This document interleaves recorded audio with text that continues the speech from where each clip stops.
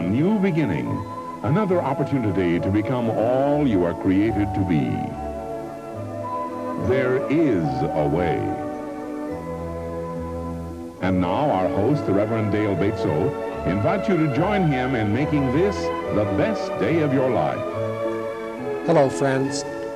Like the unfolding petals of a lotus blossom, spiritual insight is revealed to each individual in very different ways. Today, our guest is going to speak about spiritual unfoldment in light of two great spiritual masters. We have with us Dr. Gregory Penn, minister of Unity of Escondido in Escondido, California. Gregory, welcome back. It's an honor to be here, Dale. Would you please tell us and tell our viewers what our program is all about today? We're going to be doing a little something that I'm going to be doing in my fall series of classes, and that is doing a little comparison between Jesus and the Buddha. Two men who obtained what I call spiritual mastery, who had an effect on the world like no two people have ever had the effect. No two people have ever had such an effect. And we're going to look into some of their teachings, some comparisons, some insights, and hopefully to enlighten our viewers as to truth is everywhere. Greg, why do some Westerners have trouble accepting the Buddha? I think we Westerners have a very difficult time with the Buddha because his teaching is Eastern. His teaching is spiritual. It is Zen. And our minds, we're very mind-oriented in the West, and his teachings appear to be very off the wall. And what they are is they're very centered. And to understand the Buddha, one must drop a lot of Western ways, and this is always very difficult. Also, Buddha has gotten the bad publicity of being godless. There are some people who think that because he never talked about God that he did not believe in God, and that is erroneous. He knew God. He was one with God, but his context of his teachings were very interesting, very beautiful. He said, how can I tell you about God, something you don't even know about when you don't know yourself? Know yourself and you'll find God, because God lives within you. He would not talk about it any further than that. So that's kind of why I think a lot of Westerners have some problems with Buddha. I think the teachings of Buddha are now coming alive more. What does the word Buddha mean? Same thing as the word Christ means. It means enlightened one, anointed one. Buddha means one who has gained total enlightenment, spiritual enlightenment, and it is a very beautiful concept. It is a person who has dropped desire. It is a person who has dropped their suffering. The very word enlightenment is beautiful. It is the absence of desire and suffering. And where there is no desire, there can be no suffering. And Buddha's enlightenment came when he realized that all human suffering is caused by desire. Jesus' enlightenment came from the same basic light. We're going to talk about the similarities. Okay, well, let's do that right now. May we? Let's talk about the similarities and the dissimilarities. Okay. Let's look at their dissimilarities for a moment. Just for a brief moment. You know, I have to interject here some Greg Penn opinion, and I want our audience to know this is not truth. This is how I see it from my background, my education. I don't really feel that we have the full teachings of Jesus in the Bible. In fact, I know we don't. We have the book of Thomas, the book of Mary. We have many Gnostic Gospels that were never put into the Bible, as you know. But I don't really feel that the Gospels are completely accurate, nor do I feel that they give or depict the truest sense and flavor of the man Jesus as a spiritual master. I feel, and I've never said this on TV, I've never said it on radio, I've said it in class, I feel that some of the greatest works, in fact, the greatest works of Jesus have never been recorded, or if they were lost. I think it was after the resurrection. And that's my personal feeling. I don't really feel his greatest works were prior. I think they were after. Their differences were simply this. Jesus called himself the Son of Man all of his life till after the resurrection or just before the crucifixion. The Son of Man refers to a man seeking the way of God, a man seeking the way of the Christ. He went into his Christ nature, his enlightenment, and he also went out of it, turning over the temple, condemning the fig tree. These were signs that Jesus was still working with his 99% self as a spiritual being, but that 1% that kept him from total Christ consciousness. In the Garden of Gethsemane when he was trying to bargain his way out. These are wonderful things for us to see because they show us that he was a man. He was a person. He had feelings. And that is a wonderful thing. And if he can overcome those things, so can I. And that makes it a beautiful story to think that this man, this spiritual master, he was not the only begotten Son of God. He was a spiritual master, someone who mastered himself through his spirituality. Not through his ego, not through his willfulness, but his surrender to God.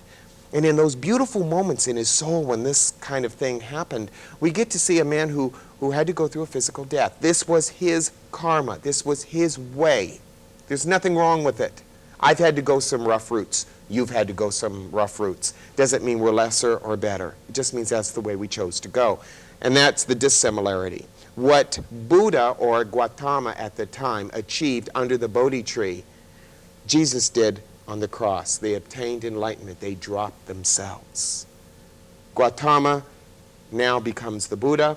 Jesus now, after his resurrection, becomes the Christ. But those are the dissimilarities. The similarities are strikingly interesting. And we have some slides. And what I'd like to do, if I could, just on the first slide, is go to the first slide, and I'd like to compare the teachings of the Buddha with the teachings of Jesus on the same basic subject. All right. So we'll go to the slides right now. All right, here's the teaching of the Buddha. Now listen to this, Dale. It is better to do nothing than to do what is wrong. For whatever you do to yourself. See what is, see what is not. Follow the true way, rise. Beautiful teaching. Now, a similar teaching from Jesus.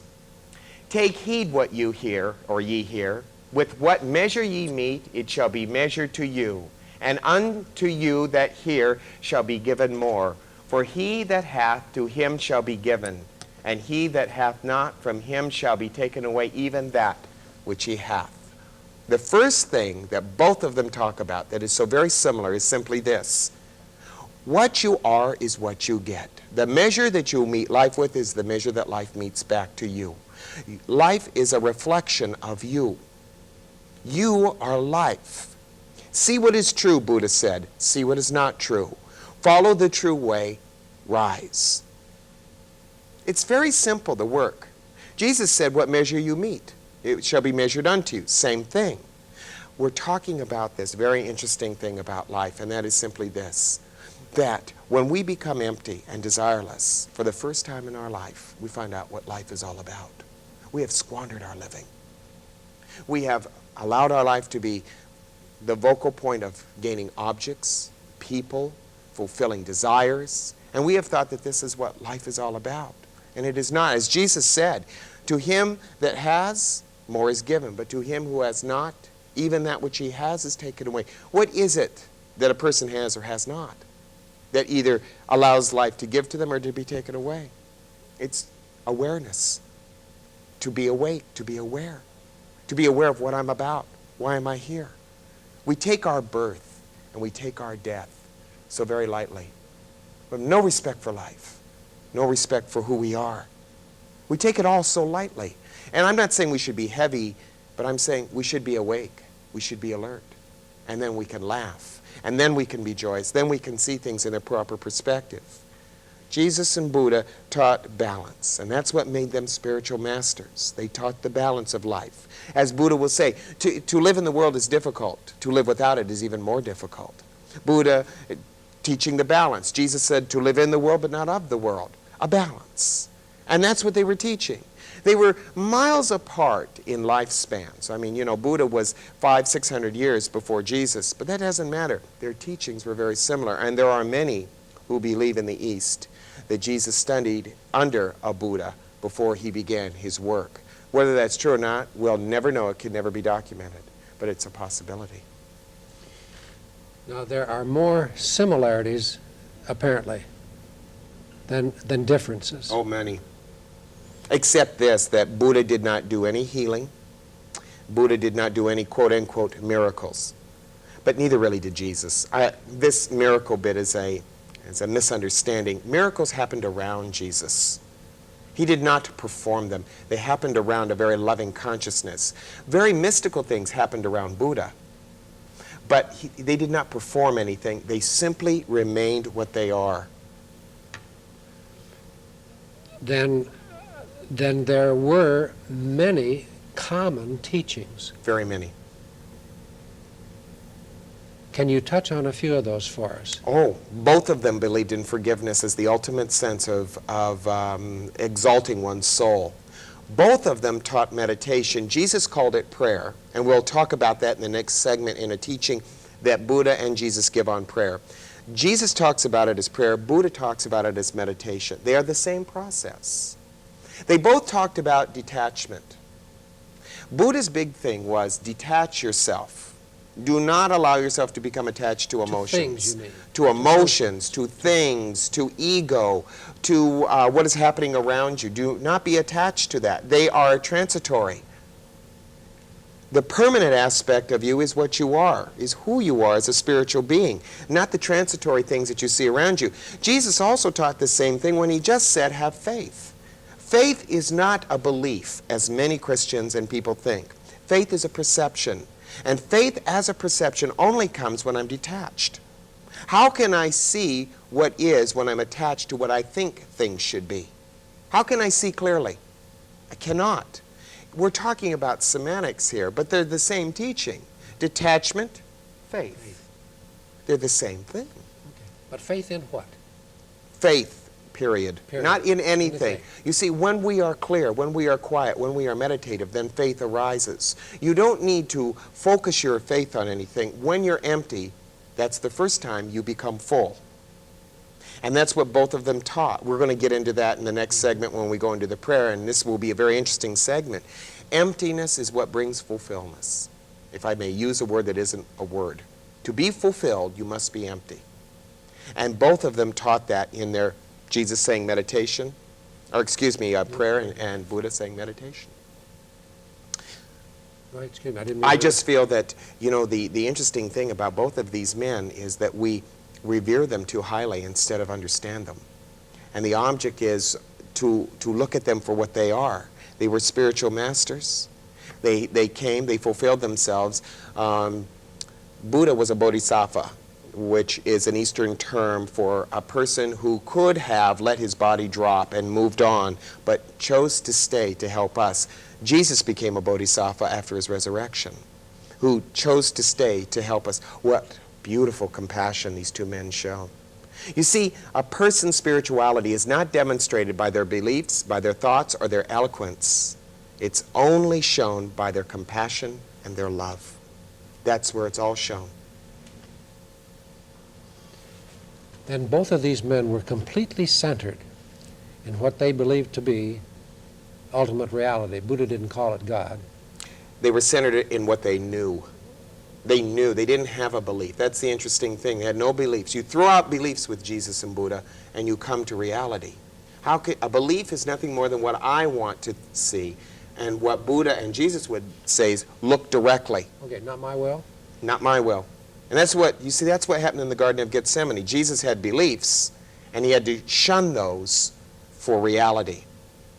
And so this is the difficult thing about studying truth, or as Buddha would say, the way. As Jesus said, the way, the truth, and the light. And that is, everything must be dropped, and one must start all over again in total simplicity.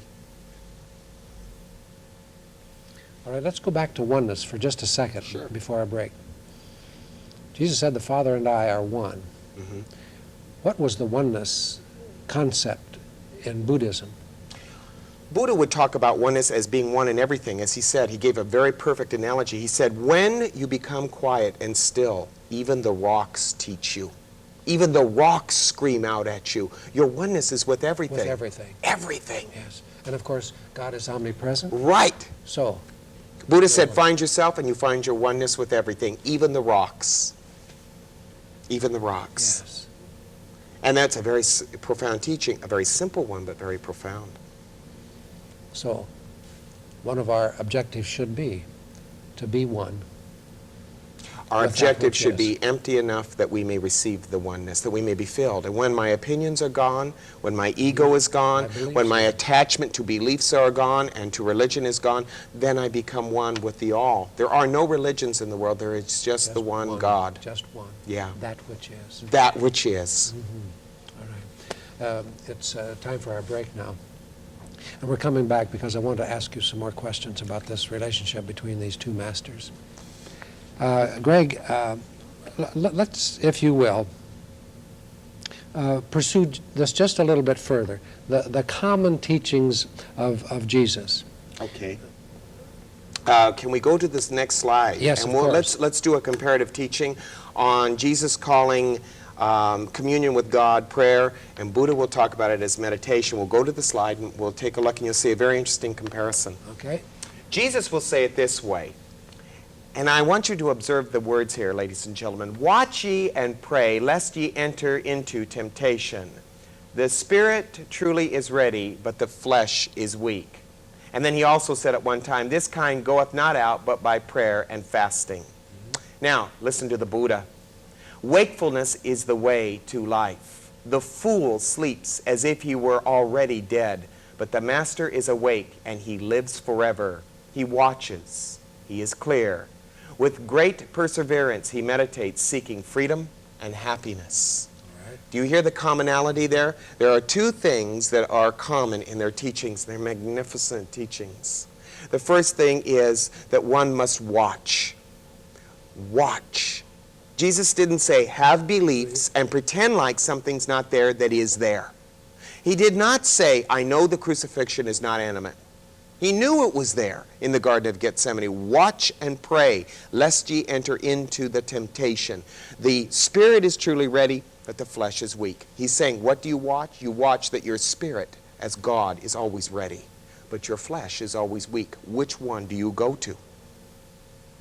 Buddha says the same exact thing. He says, be awake. The master is clear. He knows where his weakness is, where his strength is. Be awake, be aware, be alert, be clear. All you need is the clearness of self to understand what you want to accomplish in you. That's all there is. The person who does not meditate, the individual who just simply repeats prayer, as Buddha would say, is a fool that is already asleep, already dead. The fool is asleep as though he were already dead. He is the person who does not look. He prays what he wants, and I think it's a very honest term to say that many people look at the universe and prayer like a spiritual vending machine. You put in your prayer, you hit the button, and out's supposed to be your answer somewhere, and that's not the way it works. The clarity of consciousness is what both spiritual masters are trying to teach us, and we miss it. They're saying, don't go in with preconceived notions. Be awake, be clear. Let it unfold. See what you're working from. That's all they're saying. Magnificent teachings, and they parallel each other. They dovetail. All right, then both of these masters are saying that there is one true self of us, and that's the spiritual self. That's all. None other. And the body, though it is limited and it is only supposed to be here for a time, it is not to be the adoration of our thoughts, of our feelings, of our focus. Our affairs are not to be the adoration of our mind, taking it up. The only thing that is to be awake and alert to ourselves. All right. Would you go back just a minute to how their lives are different? The difference is in the way they practiced it. Jesus rode the razor's edge all the time, pushing, pushing, pushing. Only 3 years did he last. Why? Because he pushed. He pushed. He moved and pushed the people by his pure presence. Okay? And I believe that's something that Jesus was working out in his soul. A karmic thing that Jesus was working out. Not bad, not good, but what is. Whereas the Buddha, being a bodhisattva, and the big difference is that you see the 3 years of Jesus' ministry, as it is called in his life, he was not the Christ in totality. He was the Son of Man, as he said he was. He never said anything else. There's a difference there. A bodhisattva, a Buddha, remains enlightened. He lived 40 years and taught 40 years. This is why I say to you, I really think that after the resurrection, there were many years of teaching that we have lost or maybe were never written down, and maybe that was the span of time that Jesus actually did his work. You know, in the East, they believe that after his resurrection, he walked away and left and taught in India. Now, this is a common thought in the East, and maybe it is very true. And maybe the greatest works that we would ever know about Jesus were things we'll never hear about. We're lucky, we're fortunate with Buddha because it was all documented. The moment he said something, it was written down. There were no 30-year, lags. We have one more teaching I would like to look at that we put up on the screen, and this teaching has to do with the teaching of living these works. We've talked about the teaching, we've talked about the prayer, and now the application. And both masters had something to say about the application, and we'll put that up on the screen. And one of them is a very famous one by Jesus as he concluded what was known of as his work on the Mount, which is, by the way, Dale, the only work in the East that is considered valid of Jesus. He sums it up by saying, "Therefore, whosoever hear these sayings of mine and doeth them, I will liken him unto a wise man, which built his house upon a rock. And the rain descended, and the floods came, and the winds blew, and beat upon the house, and it fell not. For it was founded upon a rock. And every one that heareth these sayings of mine, and doeth them not, shall be likened unto a foolish man, which built his house, and the winds blew, and beat upon his house, and it fell, and great was the fall of it." Typical. A beautiful teaching. Now listen to the Buddha quickly. He simply says this: "The awakened are few and hard to find," so true. "Blessed is the teaching of the way. Blessed is the understanding among those who follow it, and blessed is their determination. And blessed are they who revere the man who awakes and follows the way. They are free from fear. They are free. They have crossed over the river of sorrow." They're both saying exactly the same thing. And I want to conclude with a story on this. The teachings of Buddha and Jesus are very difficult teachings, but this story might just help our viewers understand kind of where I'm coming from, what happened to me.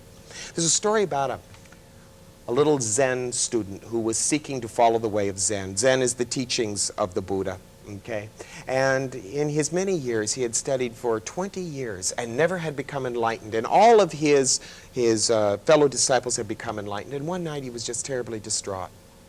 Working 20 years and nothing happening, just terribly distraught. So he decided to take a walk by the river. And he walked by the river, and it was just pitch black. And he bumped up against a wooden board, and he sat down on it. In front of it was a sack. And he took his hand and he put it in the sack, and they felt the rocks that were in it, and they were rough. And he just took a rock and he started throwing it into the river, and he liked to hear the plunk of the water. And he'd throw another one and he'd plunk it in the water. Then he decided to take a rock and he'd skip it across, and he'd skip the water. And well, he did this all night, and the next morning his fellow disciples were very, very worried about him. So they come to find him, and there he is, sitting by the river, totally enlightened and weeping, just weeping. His tears. And they said, "What happened?" He said, "I have sat here all night in the dark, taking these stones and throwing them in the water. And in the break of day, I find out they weren't stones. They were diamonds. And I only have one left." And a lot of our viewers, and people like me, I feel like this in my life. I only got one stone left, and I'm not going to throw it in the water and waste it. You've got your life. You should live it. Be aware, be awake, be alert. You've got one stone left. I'm not going to throw it away. I want to use that stone. And maybe our viewers will want to use that stone. Most of us have one stone left, and we have thrown a lot of them in the water carelessly. The teaching is very simple. Love life. And you love it by living it in compassion and forgiveness. Greg, thank you so much for coming and sharing. I'm honored, as usual, to be with you. I'm certain that many of our viewers will find some very thought-provoking ideas in this presentation. Friends, on today's program, we have had Dr. Gregory Penn, minister of Unity of Escondido in Escondido, California. Will you affirm this with Dr. Penn and with me? I lovingly walk my own individual path of spiritual growth and enlightenment. I lovingly walk my own individual path of spiritual growth and unfoldment. Friends, we can gain much insight from the study of the lives of the great masters.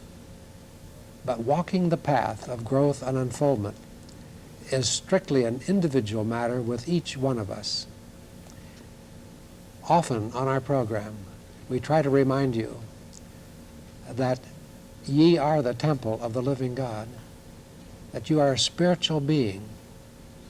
And as you come to the full realization of these two statements, you realize readily that only you can unfold and grow in the right way for you. Yes, it's good to study the masters. It's good to listen to others.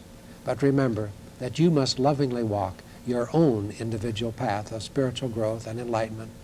As you walk that path with us, know that we love you, that we pray with you, and we support you all the way.